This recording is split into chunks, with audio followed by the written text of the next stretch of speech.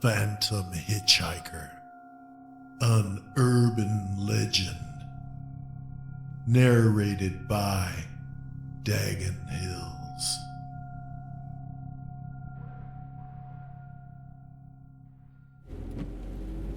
Joel Harris was tired, so tired that he shouldn't have been driving at all. It was nearly 3 a.m., and he had been up since 6 o'clock the previous morning. Too hard, he muttered to himself. I'm pushing myself too hard. To make matters worse, it had begun to rain. Joel had to strain his eyes to keep the deserted road in front of him in view. Thank God, it's only 30 more miles. It was the sort of situation in which an ordinary driver might have been tempted to speed a bit, thinking that by getting home faster, he could beat the rain and the fatigue. But Joel Harris was one of those instinctively cautious drivers. He automatically slowed his speed to adjust to the deteriorating driving conditions. A sense of real danger cut through the weariness and made him more alert. That's why Joel became aware of the figure at the side of the road before most people would have. First, it was just a flash of white in his headlights, but as the car drew closer, he could see it was a girl.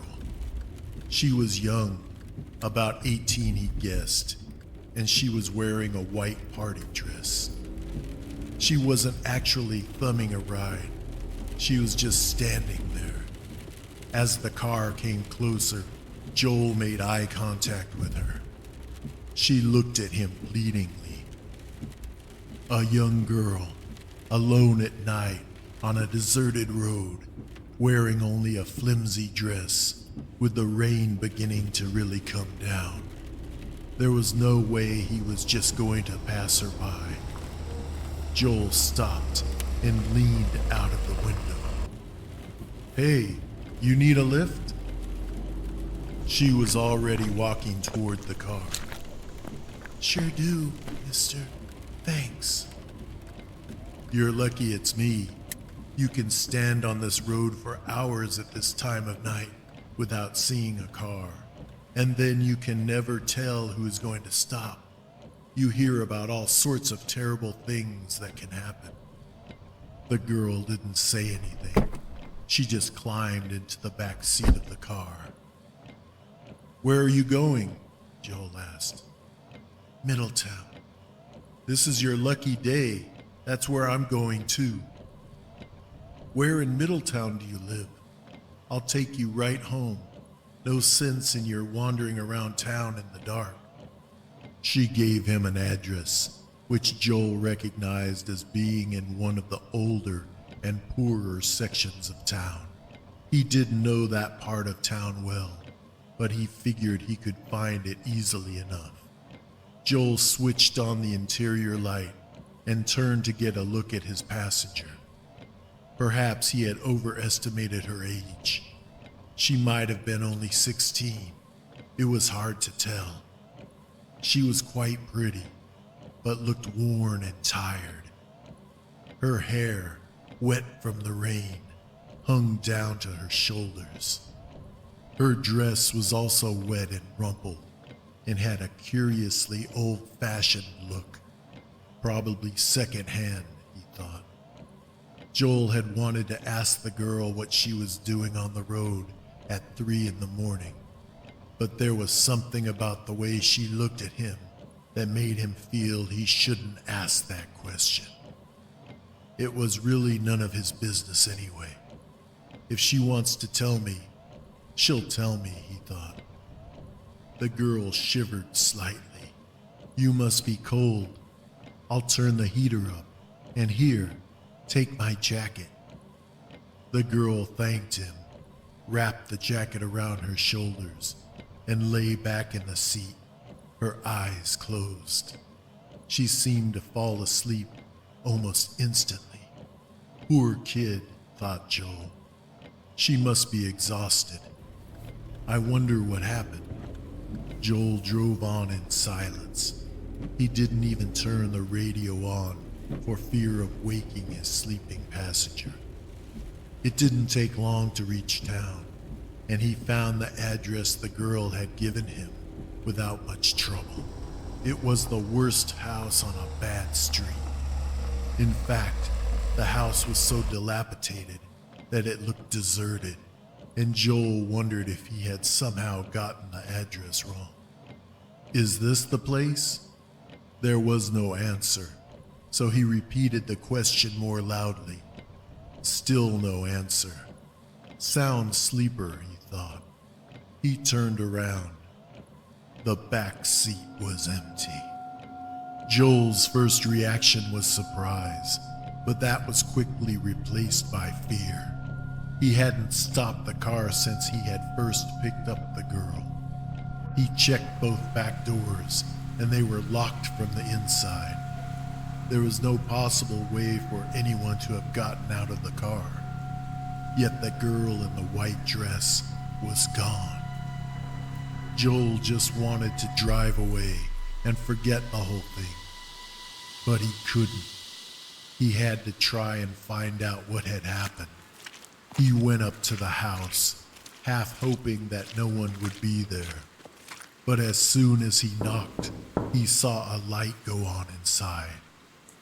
The door was answered by a thin, sad-looking old woman wearing a shabby robe. Yes?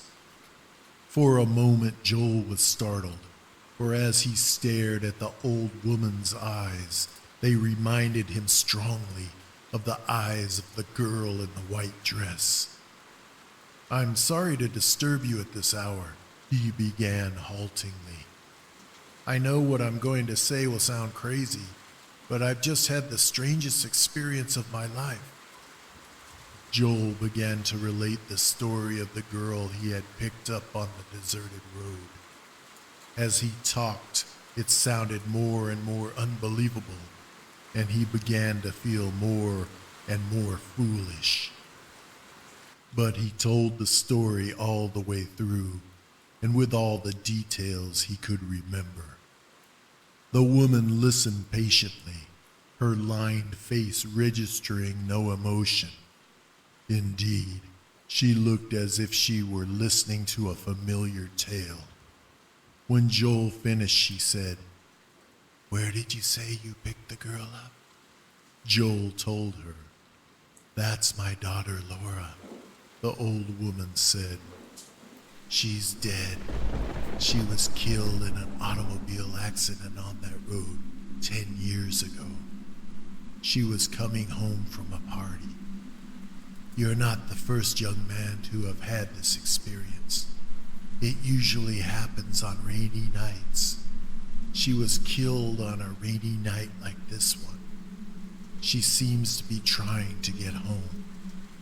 Laura's buried in Oaklawn Cemetery, just outside of town." Joel had expected to be called crazy, but he never expected to hear a story even crazier than the one he told. He didn't know what to say. He just mumbled something about being terribly sorry and walked away.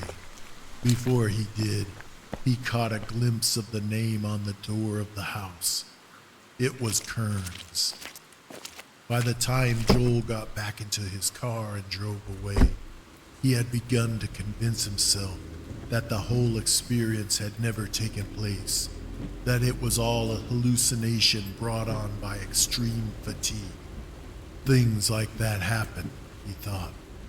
That must be it. He shivered in the cold. Only then did Joel realize that he didn't have his jacket on. He stopped the car and searched for his jacket. It wasn't there. He had given it to the girl in the white dress, and she had taken it away with her. Now Joel could not let the matter rest. The following day, he went to Oaklawn Cemetery. With the help of the caretaker, he was able to locate the Kearns family plot. Sure enough, There was the grave of Laura Kearns. She had been just 16 when she died, 10 years earlier. Draped over the tombstone, neatly folded, was Joel's jacket.